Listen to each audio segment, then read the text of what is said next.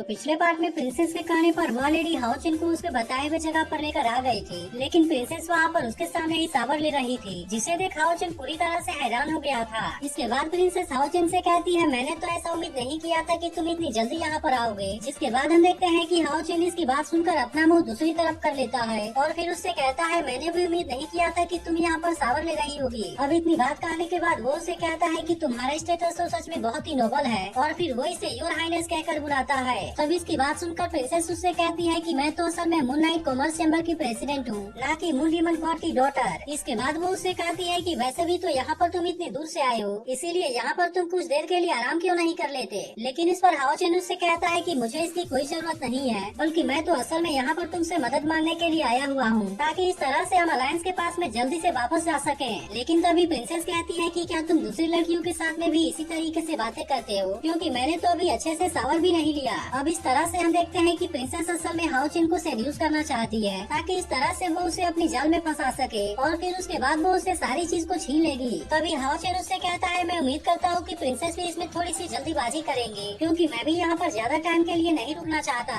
लेकिन इसी के साथ हम देखते हैं कि हाओचिन इस जगह को भी बड़े ध्यान से देख रहा था और फिर सोचने लगता है कि यह जगह शायद मून डीमन पैलेस का सेंट्रल एरिया है, इसीलिए अगर मैं इसे ध्यान से देखता हूँ तो फिर हो सकता है कि मैं मून डीमन पैलेस के लेआउट को अच्छे से समझ पाऊंगा। वहीं दूसरी तरफ हम देखते हैं कि प्रिंसेस अभी भी हाओचिन का ध्यान अपनी तरफ अट्रैक्ट करने की कोशिश कर रही होती है, लेकिन असल में हाओचिन बिल्कुल भी उसके ऊपर ध्यान नहीं दे रहा होता। तभी प्रिंसेस उससे पूछती है कि यह जगह तुम्हें कैसी लगी। तब इस पर हाओचिन उससे कहता है कि यह जगह तो सच में बहुत ही सुंदर है, और फिर वो सोचता है कि शायद मैं मून डीमन पैलेस के लेआउट को भी लिख सकता हूँ। लेकिन जब प्रिंसेस के काफी कोशिश करने के बाद भी हाओचिन उसके ऊपर ध्यान नहीं देता, तब इसके वजह से प्रिंसेस भी समझ जाती है कि हाओचिन को सेड्यूस करना इतना भी आसान नहीं है, और फिर वो सोचने लगती है कि हाओचिन तो सच में काफी इंटरेस्टिंग है, क्योंकि काफी कोशिश करने के बाद भी उसने मेरे तरफ नहीं देखा। लेकिन इसके बाद हम देखते हैं कि प्रिंसेस भी अब यहाँ से बाहर आ गई थी, और फिर वो हाओचिन से कहती है कि क्या तुम हमेशा के लिए वहीं पर खड़े रहोगे, क्योंकि मुझे तो लगता है कि तुम्हारे लिए मैं शायर से भी ज्यादा सूटेबल हूँ, क्योंकि मैं तुम्हें बहुत सारा मनी और पावर दे सकती हूँ। लेकिन यह सुनते ही हाओचिन उससे खुद से दूर कर देता है और फिर उससे कहता है कि शायर के प्यार के सामने किसी भी चीज की कोई कीमत नहीं है। तब इसकी ऐसी बात सुनकर प्रिंसेस उससे कहती है कि अब तो तुम वहाँ पर खड़े होकर थक भी गए होगे, इसीलिए तुम कुछ देर के लिए मेरे पास में बैठकर आराम क्यों नहीं कर लेते।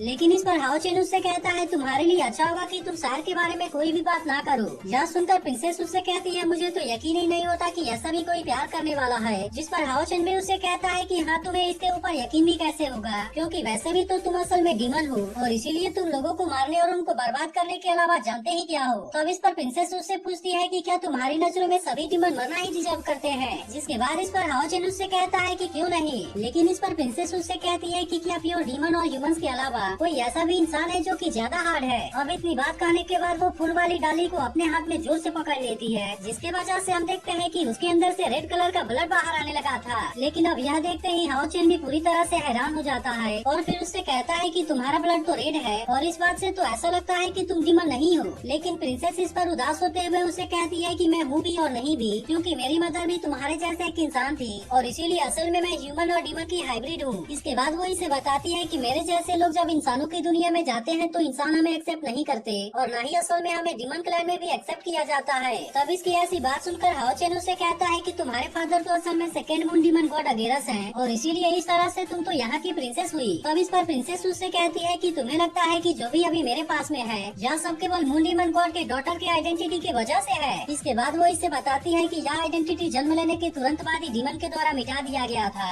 और इसके वजह से मुझे बहुत ज्यादा बुली भी किया जाता था, और वे कहते थे कि मेरे जन्म लेने का कोई भी मतलब नहीं है। इसके बाद वो उससे कहती है कि चाहे मैं इसके लिए जितने भी ट्राई क्यों न कर लूं, लेकिन कभी भी मैं अपने फादर का उत्तराधिकारी नहीं बन पाऊंगी, और न ही इसके लिए कभी क्वालिफाई भी कर पाऊंगी। इसके बाद वो इसे कहती है कि वैसे भी तो मैं ह्यूमन और डीमन के हाइब्रिड को भी कभी चेंज नहीं कर पाऊंगी। तब इसकी ऐसी बात सुनकर हाओचिन उससे पूछता है कि आखिरकार तुम क्या चाहती हो। जिसके बाद प्रिंसेस कहती है कि मैं और भी ज्यादा स्ट्रॉन्ग होना चाहती हूँ, ताकि इस तरह से मैं अपने डेस्टिनी को कंट्रोल कर सकूं, क्योंकि उसे ऐसा लग रहा था कि इस तरह से वो अपने लाइफ को चेंज कर पाएगी, और इसीलिए वो हाओचिन से कहती है कि मैं किसी के साथ में भी किसी कीमत पर कोऑपरेट करने के लिए तैयार हूँ। लेकिन अब इसके बारे में सुनकर हाओचिन भी पूरी तरह से हैरान हो गया था। जिसके बाद प्रिंसेस उससे कहती है, एग्जाम्पल के लिए मैं तुम्हारे साथ में भी एक डीप फ्रेंडशिप बनाना चाहती हूँ। अब इतनी बात कहने के बाद वो उससे कहती है कि यहाँ से बाहर निकलने में मैं तुम्हारी मदद कर सकती हूँ, लेकिन मैं उम्मीद करती हूँ कि आगे भी हम इसी तरीके से एक साथ मिलकर काम करते रहेंगे। तब इसकी बात सुनकर हाओचिन उससे कहता है, अगर मैं सच बोलूँ तो तुम्हारी लाइफ हमारे हाथों में पे है, इसीलिए केवल हम तुम्हारा यूज करेंगे, ना कि तुम्हारी कोई मदद करेंगे। लेकिन इसके बाद भी हम देखते हैं कि प्रिंसेस इसके लिए रेडी होती है और फिर उससे कहती है, मुझे पता है कि यह सब तुम इंसानों के लिए करना चाहते हो, लेकिन असल में मैं भी अपने डीमन क्लैन को बिल्कुल भी पसंद नहीं करती। तब इसकी ऐसी बात सुनकर हाओ चेन भी उससे कहता है कि अगर इसके वजह से इंसानियत को फायदा होता है तो फिर मैं भी तुम्हारे साथ में मिलकर काम करने से मना नहीं करूँगा, लेकिन मुझे तो ऐसा लगता है कि ऐसा करके भी तुम कुछ हासिल नहीं कर पाओगी। तब इस पर प्रिंसेस भी उससे कहती है कि मैं भी इसके बारे में समझती हूँ। जिसके बाद हाओ चेन उससे कहता है कि तुम इंसानों को केवल एक बार इसमें जीत जाने दो, क्योंकि मुझे लगता है कि तुम एक बार फिर से इंसानों के बीच में रहने की ट्राई कर सकती हो, जहाँ पर कि सच में माउंटेन के ऊपर बहुत सारे फ्लावर फैले हुए हैं, और इसके अलावा ऐसा भी हो सकता है कि तुम्हारे आसपास में तुमसे प्यार करने वाले लोग भी हो। जिसके बाद हम देखते हैं कि इसकी बात सुनकर प्रिंसेस भी इसके लिए मान जाती है और फिर उससे कहती है कि मैं इसे अपने कोऑपरेशन के ब्लेसिंग के रूप में ले लेती हूँ। इसके बाद वो इससे कहती है कि मैं 3 दिन में सारी चीजों को अरेंज कर दूंगी, जिसके बाद तुम डीमन क्लैन से बहुत ही आसानी से निकल पाओगे। तब इसकी ऐसी बात सुनकर हाओ चेन भी इसके लिए उसे थैंक यू कहता है और फिर इसके बाद वो यहाँ से जाने लगता है। लेकिन तभी उसे पता चलता है कि अब तो यहाँ पर डीमन एम्परर आने वाला है, जिसके वजह से हम देखते हैं कि प्रिंसेस भी काफी परेशान हो जाती है और उसे भी समझ में नहीं आता कि डीमन एम्परर इस बार यहाँ पर क्यों आया है। इसके बाद वो हाओ चेन से कहती है कि तुम जल्दी से यहाँ से निकल जाओ। तब इसकी ऐसी बात सुनकर हाओ चेन भी हाओ यू से कांटेक्ट करने की कोशिश करता है, लेकिन असल में वो किसी वजह से उसे कांटेक्ट नहीं कर पाता। तब इसकी ऐसी बात सुनकर प्रिंसेस भी समझ जाती है कि डीमन एम्परर ने पूरे मून डीमन पैलेस को सील कर दिया होगा और अब इसीलिए हर किसी के हरकत के ऊपर उसकी नजर रहेगी। तभी एक मेड आकर इनको बताती है कि लॉर्ड अगरेस ने सभी को बाहर आने के लिए कहा है, ताकि इस तरह से हम सभी डीमन एम्परर को ग्रीट कर सके। इसके अलावा लॉर्ड अगरेस ने प्रिंसेस को डीमन एम्परर के लिए डांस तैयार करने के लिए कहा होता है। तब इसके बारे में सुनकर प्रिंसेस कहती है, ऐसा लगता है कि अब तुम्हें भी उनके सामने आना होगा, लेकिन यहाँ पर मेरे पास में मेड के अलावा कोई भी आदमी नहीं है। जिसके बारे में सुनकर हाओ चेन उससे पूछता है कि मैं अब यहाँ पर क्या करूँ। तब कुछ देर सोचने के बाद प्रिंसेस उससे कहती है कि शायद मेरे पास में केवल एक रास्ता है और मैं उम्मीद करती हूँ कि तुम इसे गलत नहीं मानोगे। इसके बाद वो अपने एक मेड से कहती है कि तुम मेरे फादर के पास में जाकर रिपोर्ट कर दो, लेकिन सबसे पहले मैं इसका मेकअप करूंगी और फिर उसके बाद हम डीमन एम्परर के लिए डांस करने आएंगे। तब इसकी बात सुनकर हाओ चेन कहता है कि तुम मुझे लड़की बनाकर डीमन एम्परर के लिए डांस करवाना चाहते हो, लेकिन असल में मैं तो ऐसा कभी भी नहीं करूँगा। तो क्या आपको भी लगता है कि हाओ चेन को अब डीमन एम्परर के सामने डांस करना पड़ेगा? इसके बारे में कमेंट करके जरूर बताना।